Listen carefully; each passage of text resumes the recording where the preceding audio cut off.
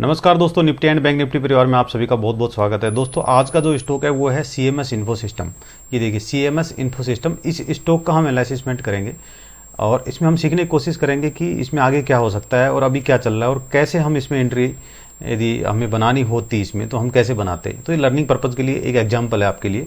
Entry कोई भी मत लेना, एंट्री लेने से आपको नुकसान हो सकता है ये शेयर टूट करके नीचे भी आ जाए, काफ़ी नीचे भी आ सकता है। बट चार्ट जो अभी जो बोल रहा है हम उसको रीड करेंगे और उससे जानेंगे कि इसमें क्या क्या पॉसिबिलिटी है और चार्ट को कैसे रीड किया जाता है। बेसिक मेरा ये है, आपको सिखाने का मतलब ये है कि आपको ये पता लगे कि किसी चार्ट को हम कैसे रीड कर सकते हैं।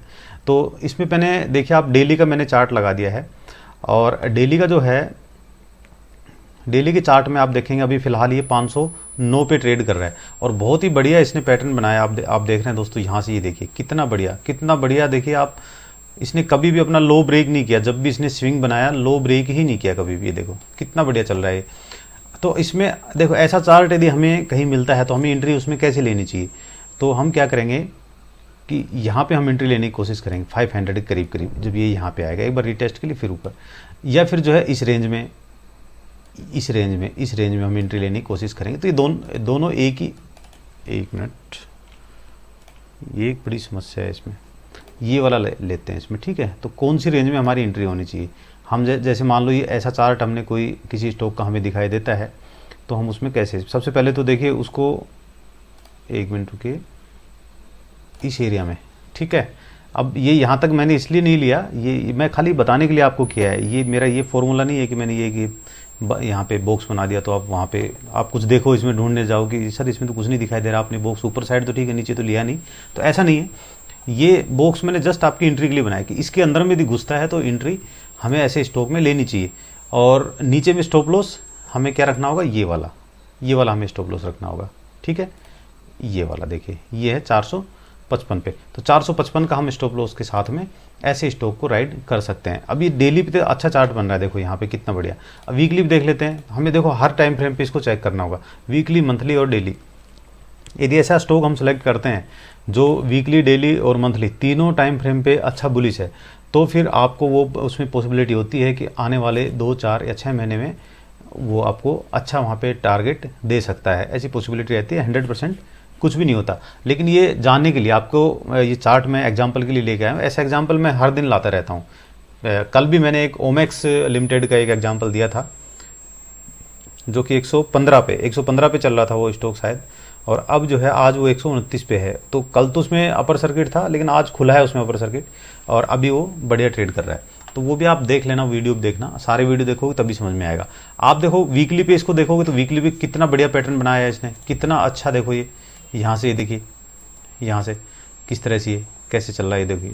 तो नीचे आने का तो फिलहाल इसमें कहीं भी लग ही नहीं रहा, कहीं से। देखो रिटेस्ट के लिए आ सकता है, ऐसा नहीं है कि आप यहाँ पे एंट्री बनाएं और फिर ये जब यहाँ पे आ जाए तो फिर आप डरने लग जाओ, ऐसा नहीं है। देखिए ये रिटेस्ट के लिए आ सकते हैं स्टॉक, यहाँ पे यहाँ तक आ सकता है। यहाँ पे एंट्री के लिए बताया। तो मान लो कि देखो आपको मान लो ऐसा चार्ट मिलता है तो आपने कैसे करना होता है उसमें काम। यदि मैं इसमें ऐसे स्टॉक में काम करूँ तो मैं कैसे करूँगा, मैं इसका वेट करूँगा पहले थोड़ा सा। तो यहाँ पे मैं 50% की जो है अपनी पोजीशन बनाऊँगा और 50% पैसा अपने पास रखूँगा मैं।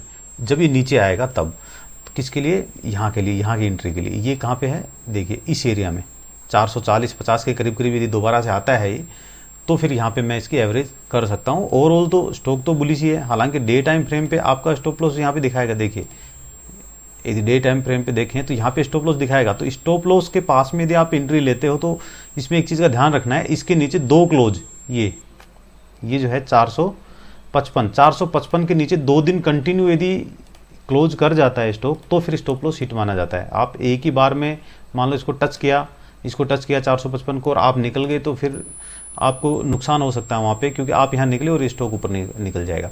तो इस एरिया में एंट्री यदि हम बनाते हैं, एवरेज यहाँ पे एंट्री बनाते हैं और इस एरिया में मैं मान लो एवरेज करता हूँ इसकी, तो फिर ठीक है, मैं जो है एक पिछले लास्ट इसके पीछे वाला स्विंग ये यहाँ के लिए मैं वेट कर सकता हूँ क्योंकि मेरी एवरेज ठीक ठाक हो जाएगी इसमें। तो ये तब है जब ये नीचे आएगा।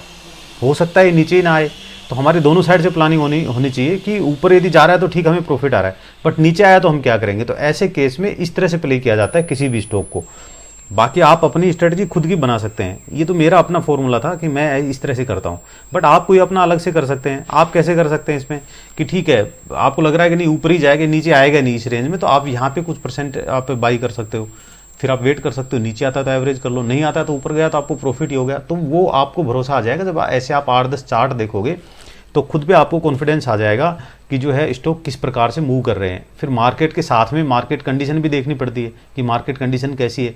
अब अभी मार्केट जैसे बुलिश है, हालांकि स्टॉक इतने नहीं चल रहे हैं अभी भी, तो अभी आने वाले टाइम पे स्टॉक चलेंगे। अब मार्केट तो आगे जा रही है, लार्ज कैप स्टॉक जा रहे हैं आगे, मार्केट मीन्स मेरा यहाँ पे निफ्टी से है, तो बाकी जो स्टॉक अब रुके हुए हैं वो भी चलेंगे। तो उस टाइम पे यदि आप एंट्री बनाते हो तो ऐसे स्टॉक ढूंढ करके उसमें एंट्री बनाएंगे तो आपके लिए बेस्ट हो सकता है। तो इस स्टॉक में आप एंट्री मत लेना, ये तो मैं एग्जांपल के लिए आपको बता रहा हूँ। ऐसे एग्जांपल मैं हर दिन देता हूँ और फिर उसमें हम देखते हैं कि ये गया कि नहीं गया ऊपर। जैसे ओमैक्स का मैंने बताया, कुछ दिन पहले मैंने अपना टेलीग्राम जो ग्रुप है उसमें मैंने ग्रासिम का दिया था, तो वहाँ भी हमने जो एनालिसिस किया वो बिल्कुल सही, वहाँ परफेक्ट काम किया। तो ये चीज़ें आप भी सीख लीजिए और अपना काम खुद से कर लीजिए।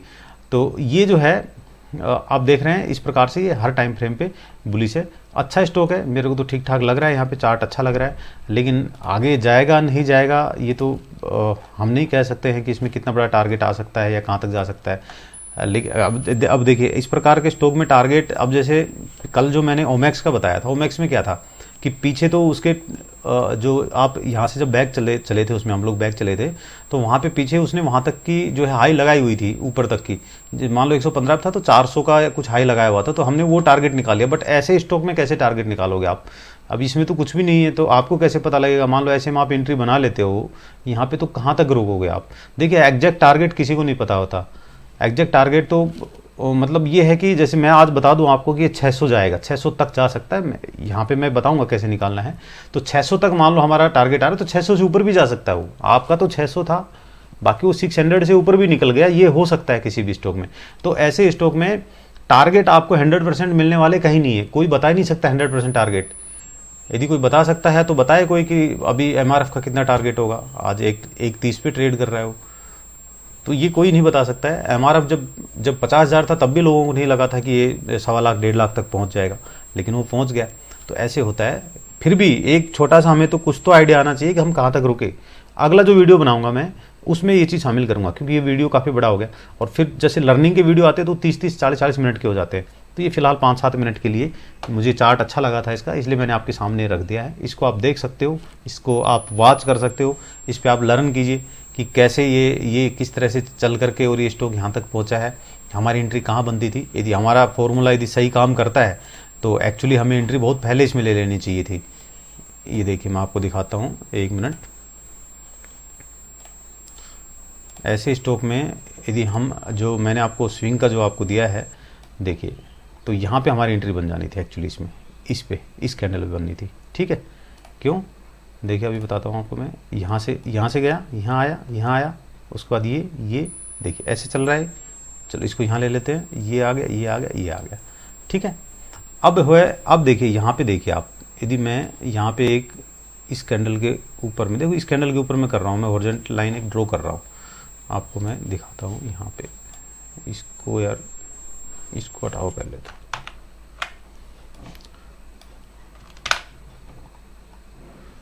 इस कैंडल के ऊपर में, ठीक है, ये जो कैंडल है इसके ऊपर में हॉरिजॉन्टल लाइन, सॉरी यहाँ पे मैं ड्रॉ कर रहा हूँ। ठीक है, आपको दिक्कत हो रही देखने में, रुकिए मैं आपको मार्क करके दिखा देता हूँ। ये देखिए ये कैंडल के, ठीक है। उसके बाद कौन सी कैंडल ने, ये कैंडल ने क्लोज दिया है, ये वाले ने, ये ग्रीन कैंडल जो दिखाई दे रही है यहाँ पे, ये इसमें ग्रीन कैंडल जो है इस पे क्या हुआ, क्लोज यहाँ पे इस कैंडल ने किया और यहाँ हमारी एंट्री बन गई है। लेकिन ये थोड़ा नीचे आया, ये स्टॉप लॉस को हिट नहीं किया। ये स्टॉप लॉस देखो हमारा ये सेफ है, ठीक है। उसके बाद में ये देखिए यहाँ से ये फिर से ऊपर गया, तो यहाँ भी एंट्री बन रही थी। यदि दोबारा किसी कोई मौका छूट गया तो यहाँ एंट्री ले सकते थे। उसके बाद में यहाँ पे ऊपर गया तो फिर यहाँ एंट्री बन रही थी। तो हमारी ये 3-4 बार, अब फिर कहाँ एंट्री बन रही थी, इसमें यहाँ बन रही थी, ठीक है। अभी तो अपने ये उसी पे है, अपने प्राइस के ऊपर ही है, बट एंट्री मत लेना आप लोग, पहले देख लो, इसको वॉच कर लो, समझ लो, सीख लो, उसके बाद में एंट्री के लिए जाना, ठीक है दोस्तों। तो ऐसे चार्ट कभी मिलते हैं तो आप मेरे को भी शेयर कीजिए, मैं भी इसमें यूट्यूब में आपके नाम से मैं दे दूँगा कि ये कि आपका नाम जो भी है जो भी ABCD नाम है कि भाई ने हमें चार्ट भेजा है, अच्छा चार्ट लग रहा है, और ये चार्ट के ऊपर मैं एनालिसिसमेंट करके मैं दे दूंगा। यहाँ पे आपने पहले से कोई स्टॉक लिया हुआ है और आप पूछना चाहते हैं कि सर इसमें आगे क्या हो सकता है, तो मुझे जितनी नॉलेज होगी उस हिसाब से मैं आपको बता दूंगा। कॉमेंट सेक्शन में आप लिख देना, लेकिन कॉमेंट सेक्शन मैक्सिमम मैं ऑफ कर देता हूँ, क्योंकि लोग कमेंट जो है इस प्रकार के करते हैं कि फिर जो है मन जो है ये हो जाता है फिर कि यार क्यों दे रहे हैं हम किसी को, है ना। तो वो एक चीज़ें होती है, वो अच्छा नहीं लगता फिर। तो मैं इसलिए क्या करता हूँ, कमेंट सेक्शन ऑफ कर देता हूँ। हालांकि फ़िलहाल खुला हुआ है, आप कमेंट कर सकते हो, अच्छी चीज़ें पूछो आप। ऑप्शन की ट्रेडिंग के बारे में आप मेरे से पूछ सकते हैं, फ्यूचर एंड ऑप्शंस, उसमें काफ़ी अच्छा मेरा एक्सपीरियंस है 5-6 साल का। जो मुझे आता है मैं बता दूंगा आपको। ओके, थैंक यू, आज के लिए इतना ही।